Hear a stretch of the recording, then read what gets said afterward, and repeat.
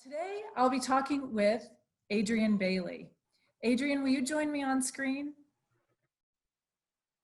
Hello, Heather. Nice to see you. Nice to see you too. Welcome. Thanks. Adriene is a partner with Oliver Wyman, and she is a longtime transportation industry executive. And Adriene, before we just dive into the questions, I don't know if you know this, but you and I both worked in the railroad industry at the same time. I did not know that. Yeah, I worked at Union Pacific Railroad in the 1990s, and you were in the railroad industry as well. But paths didn't cross until pretty recently as I got involved in DTI. I know you've been involved with them for quite a while. Absolutely. So it's great to finally engage with you and get to know you. So I would love to have others that are participating today get to know you. So first, tell us, where in the world are you? Where are you coming to us from?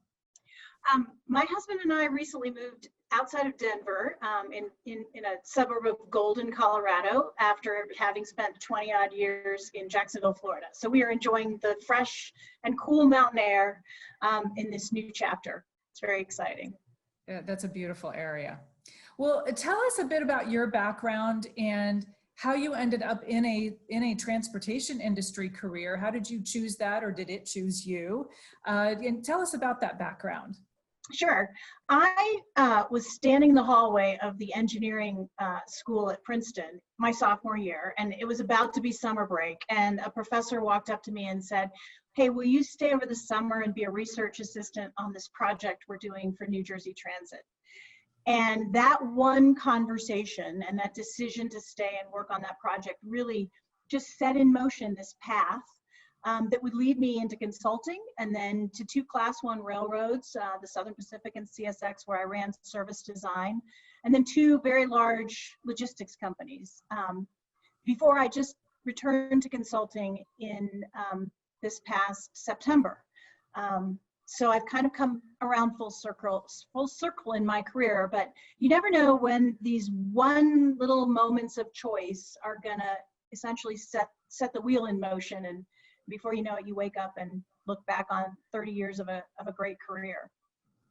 I know what that's like, because I never intended to get into the transportation world. I ended up working for Union Pacific Railroad because they came and recruited me as a summer. I was in grad school at Carnegie Mellon, so get it, totally get it. So how and why did you get involved with the Denver Transportation Institute and becoming a board member there? Now, Steve Branscombe was the chair of DTI at the time. It was 2009. He was the intermodal lead for Burlington, Northern Santa Fe, and an incredibly involved industry guy. And he was specifically looking to diversify the board. And so he approached me and said, "Will you join?" And it's been an incredibly rewarding experience to be involved with both the students and the board members that run the gamut in terms of experience and industry sectors in our space. So I'm very lucky that he asked me to join. It's been a great decision. You do some teaching as well. Yes, yes. I have gotten involved in teaching very kind of interesting topics of microeconomics and global trade, involved in that a little bit. So it's really fun.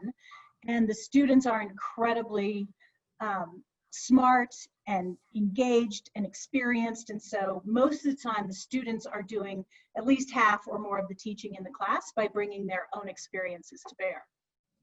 Yeah, that's certainly what my experience has been. Just having started to be an adjunct faculty member there, it's been a lot of fun. It's a great group. So let's dig into a little bit of your expertise that we can share with the participants here. You recently wrote 2 articles that were published in the Journal of Commerce where you addressed transportation issues associated with COVID. And so the first question I want to ask you about that is, how has the lack of national standards affected the flow of goods in the US? Now, when I wrote those articles, it was March, and things were just starting to come into focus in terms of us all realizing how big of a problem and how long of a problem this was going to be for us. I had visions of huge disruptions at the ports and the rail terminals, chassis being consumed because shippers would have no way to unload freight, And we've seen that happen before when there have been big disruptions to the network. It's a complete nightmare, but this time it really didn't happen. And I was just incredibly impressed with the way ports and steamship lines, the railroads, the dray providers, the shippers, all the stakeholders have very aggressively come together and put measures in place to keep the network fluid, which has been a huge benefit to all of us.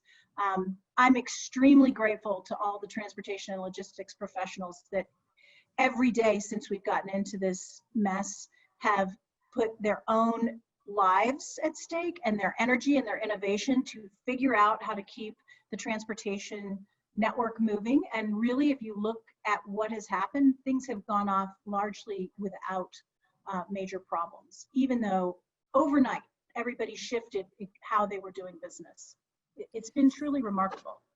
So it really seems to have happened that, you know, as you said, the worst did not happen because of the very effective working together of the different parts of the transportation and supply chain industries.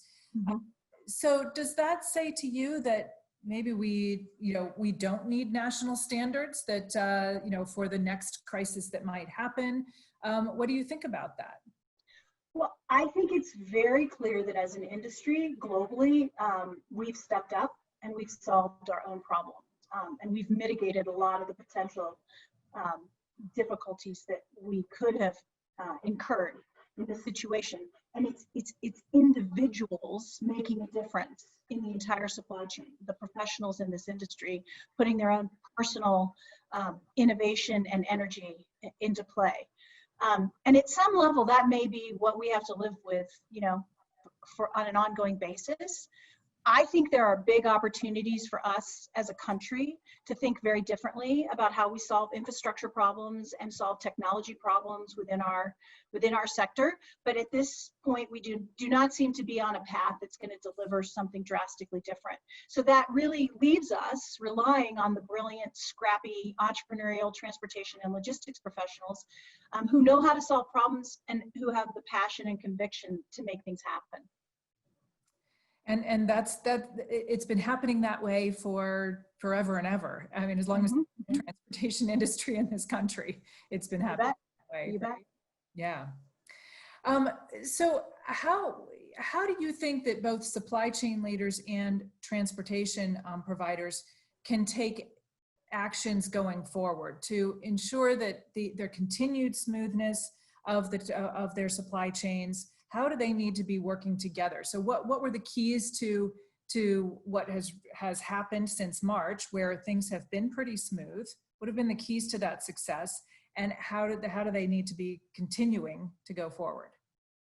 Yeah, so unless we pivot and take a very different approach to a collaborative design of national freight transportation and information technology network, suppliers and providers just continue to lean in, keep doing the things they've started to do more of during the pandemic. So closer relationships, more collaborative discussions, understanding each other's operations, each other's business needs, and coming up with new and creative ideas and solutions to this evolving situation.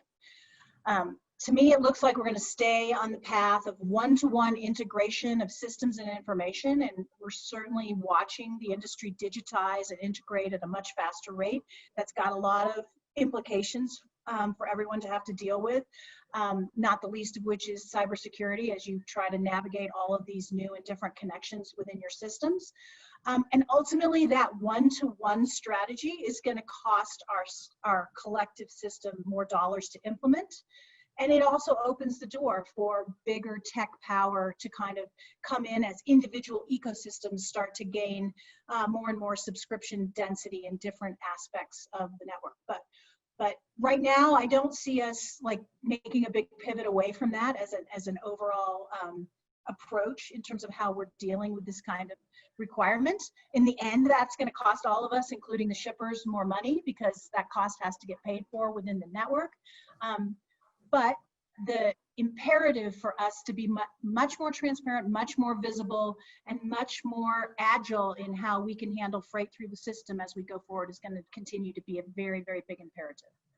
Yeah. Well, and I think, you know, there are a lot of companies that are racing to refill their international supply chains now. Even in spite of the fact that demand patterns in for many businesses has really changed. Yes. So there is a risk of more disruption because we don't have a great understanding. Some companies don't have a great understanding of what the demand patterns are going to be going forward. They could change again. So what do you think that means, and what do you think that looks like going forward? Yeah, we're very clear at Oliver Wyman on our view on this.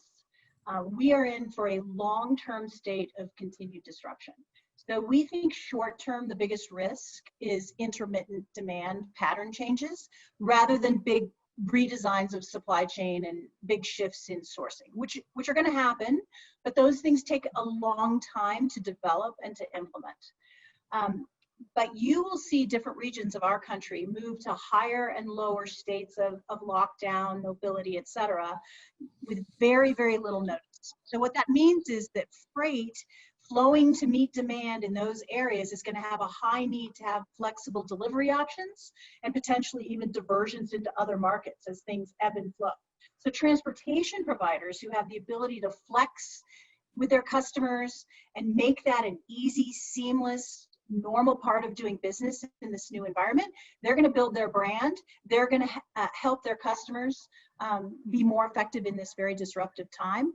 And we've used the word agile, Heather, to talk about building an agile supply chain for years now. We have never been in a situation where the word agile has more of a direct and meaningful impact on the way and the cost, the way the supply chain performs and how much it costs than we are at present. And it's not going to stop. It's not going to go away. We're going to be in this situation for 12, 18 more months until we get some kind of vaccine or therapeutic.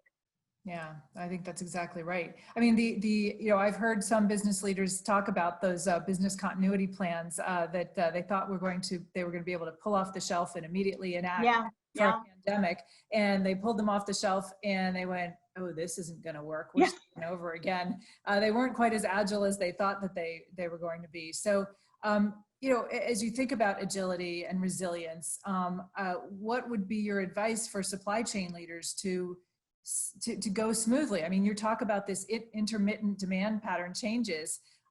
Is this just going to be choppy? Is it going to be a constant focus on what's new, what's changed, and making the transportation and supply chain changes associated with that, or is there a smoother approach to supply chains?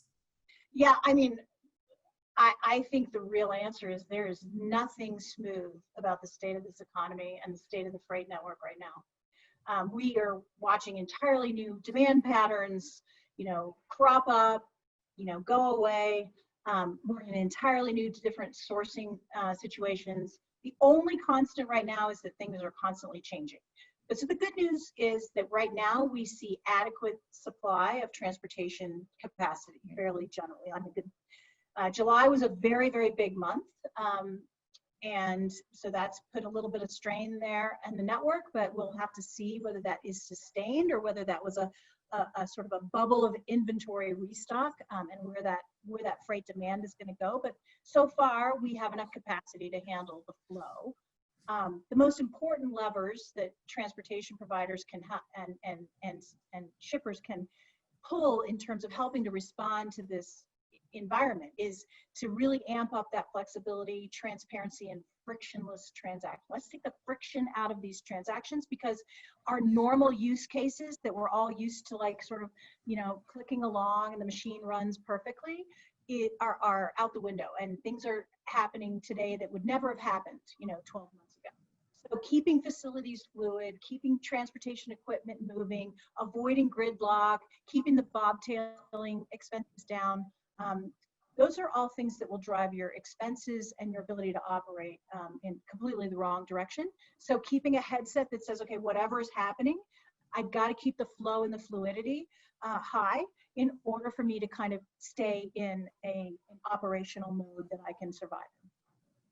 Well, so you talk about maintaining or getting better at the frictionless transactions. How, what is some of the advice that you have for both supply chain leaders and transportation providers about making things more frictionless? What's involved with that? Yeah, this is sort of just kind of come into focus very personally for me with some of the transactions that I've had just as a consumer. But thinking through and capturing use cases that are out of the ordinary and designing ways that make things easier for your customer and that customer experience. So we've been on this mission to automate and digitize everything, right? And we've all been on the phone where it's like you just want to punch the phone because you're pushing buttons and trying to get to somebody that can help you with a very specific problem, but it's not in the category that has been pre-programmed into the digital interface that you're trying to interact with. And so figuring out quickly if you have a use case that is not in your normal automated menu and moving that quickly to a human being that actually has the skills and the knowledge and the tools at their hands to help you resolve that. This is something logistics professionals are brilliant at, and it energizes the people in this industry to figure out how to solve a quirky problem that maybe they've never even seen before, and they go home and they're high-fiving because they figured out how to help that customer through that problem. Those are the kinds of things that you cannot replicate in a digital automated environment, so you have to figure out how to quickly get that customer to somebody who can help them and solve their problem and take the friction out of that transactional moment. And hopefully it's a low percentage of your transactions, but these are the high frustration transactions that when you solve them well, that keeps the customer coming back for more. Yeah, I mean, we've always said that you want to automate those transactions, those processes that are repetitive, that are boring for humans to do, but you want to give to the humans the stuff that's interesting, that's around problem solving. And that's what that's about, and figuring out where that delineation is and how to separate those out so that they go to the humans for quickly. So you're not 8 layers down in the menu before you finally get the opportunity to talk to somebody who can solve your problem. Right, right. Makes a lot of sense. We're going to get into some rapid fire questions. For those that are participating, I'm going to use these rapid fire questions with every one of our interviewees over the course of August and September, because I think that'll be a little bit fun to hear the differences in the answers to these rapid fire questions. But before we get into that, I just want to let everybody know we've got we will take some live Q&A. If you have any questions, you can put those in the Q&A box on this webinar. So feel free to do that. All right, Adriene, ready for the rapid fire? Okay. Okay. First, finish this sentence. 1 or 2 words. Leadership is? Leadership is creating an environment where people can do their best, bring their best, and deliver amazing impact for the organization. Yeah, great. Name one book you recommend a lot to others. So I have been on a mission to recommend this book, Invisible Women by Caroline Criado Perez. It's unbelievable look at how our world has been built from the ground up on a default standard of a typical male, and what that means and what that continues to mean for all of society. It will absolutely blow your mind. So I highly recommend people read Invisible Women by Perez. And but men and women should read it, yeah? Oh, everyone should read it. The men I've given it to have just been like, oh my gosh, I never knew any of this. This is incredibly interesting and important. Great, great. So what's a unique thing about your organization that most people don't know? Well, there are still people who do not know that Oliver Wyman is a global strategy consulting firm. But what I really wanted to share was it's been an amazing opportunity to join this organization that is on its own journey and is incredibly committed to creating a really truly inclusive culture. So for my entire career, I've never ever had the opportunity to have the kind of conversations that I'm having with my colleagues here at Oliver Wyman, from the CEO on down in the organization, and it's just been incredibly rewarding for me personally. That's great. That's great. All right. What's the most recent app you downloaded on your smartphone? Okay, so there's an app called Map My Run, which I used to have, and since we've moved to Denver, I have re-downloaded it to keep up and track my biking and my hiking, which I'm way more able to do out here because I'm not dripping with sweat in the humidity of Florida. So that's been super fun. That sounds like a good one. What's one place you're longing to travel to when it's safe and healthy to go? Yes, well, my mother and I are just dying to go back to Italy, where we have family and we just love just traveling around in the different regions. It's incredibly relaxing and fun, and it is frustrating, both of us, but predominantly her, because she's 83 and she's sort of like ticking off like how many more times she's going to get to go back, and it's making her very frustrated right now. I'll join you if you'll let me. Absolutely, more the merrier. Okay, last rapid fire question. What's a good thing you hope will come out of the challenges in 2020? Yeah, I mean, literally in the course of a couple weeks, we completely shifted as a nation to a work from home model. And I hope that we have finally and permanently broken this notion that work from home equals people goofing off. Like, if I don't have my eyeballs on you, you're probably not working. That is a very debilitating headset. And I think from a quality of life, environmental benefits, cost benefits for companies and employees, keeping some level of work flexibility, and not to mention what that does really for women around being able to stay in the workforce all through those child rearing years. This is a humongous benefit. And I hope that we see that this is a big reason not to just blindly turn around when this is over and go back to the status quo, because we really need to think about how we integrate, for men and women, for everyone, how we integrate work into our actual lives in a way that can be much more fulfilling and rewarding. Well, and I love your use of the term integrate, because that's something that I've always tried to talk to people about, is that, you know, everybody says, how do you balance work and personal life? And I say, you know what? It's about integrating the two. It's about that than it is about balancing the two. So I love that use of the term integrate that you just did. So just checking for questions. I think we here's a question that we have received online from an audience member. Where have you found the highest value friction eliminating work? So what's the highest, the things that you can, that create the highest value in eliminating friction? So working with channel partners in a much more trusted relationship way, as opposed to a transfer pricing headset. So if you are treating your go-to-market partner as an arm's length transactional kind of entity, you are going to be trying to influence their behavior with a lot of extra costs and incentivizing them with dollarized, you know, surcharges, etc. And what you're doing is you're adding cost into the system as you're trying to influence their behavior. So think about how you could influence the behavior in a much more collaborative, win-win way without dealing out invoices on an each's basis. That makes a lot of sense. Another question that's come in, and this is around the around labor associated with supply chain operations. How much are you seeing, or are you seeing any pressure in supply chain operations around the country having enough labor to meet demands? Yeah, so that's a great question. I was just talking about this morning. One of the big levers that we are seeing in the ability of our networks to stay fluid is whether people are willing to come to work. Certainly we have enough labor in this country, the question is, you know, within the supply chain environment, are we able to attract the people? And are they willing to come out and do the work in this environment? Because, you know, you're in the mix, and the data says that most of the cases still are in essential worker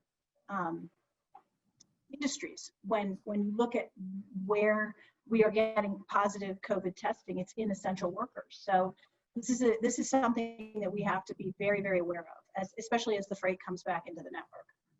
Yeah. Well, I think we'll wrap up with this last question, and that is, in your teaching and presentations, you share significant expertise about change management and effective communication. So in times of really dramatic change like the pandemic, what advice do you have for leaders to be more effective? Yeah. So I think, you know, as leaders, we have to really monitor how much we're on send versus how much we're on receive. So right now I'm saying ask and listen, ask and listen, ask and listen, because we are in completely uncharted territory. We do not know what we do not know. And it takes the ideas and innovation from everybody in the organization to figure out how to find your way through this maze of craziness. And up your empathy right now. Actively consider how much things have changed for your employees, how much their lives have been affected by this. What are the things that are impacting them that never impacted them before, and start adjusting how your expectations and your work practices are laid out, right? Because people cannot behave and handle the same things that they were doing when schools were open and when they could migrate into a work environment and sort of shut off all the rest of the stuff going on. So you, as a leader, you have got to be way more sensitive and understanding and thinking through how to keep your employees productive in this new environment. And to do that, you have to understand what's going on for them. Yeah. It's really interesting times, but as you said earlier, I think that there is a glimmer of hope in terms of the way that work may change for the future and more productive because of the virtual environments. Yeah. Adriene, thank you so much. I've really enjoyed this conversation. I hope you've enjoyed it. Absolutely, absolutely. And I know that this is valuable for the Denver Transportation Institute audience. So thank you for doing this with me. And for those that are online and listening, thanks for joining us. The next one is going to be in 2 weeks on August 19th. I'll be interviewing Arthur Adams, who's the VP of Merchandise Sales with CSX. So join us then. We'll see you 2 weeks from now on Thursday at the same time. Thanks, Heather. Thanks, everyone. Thank you.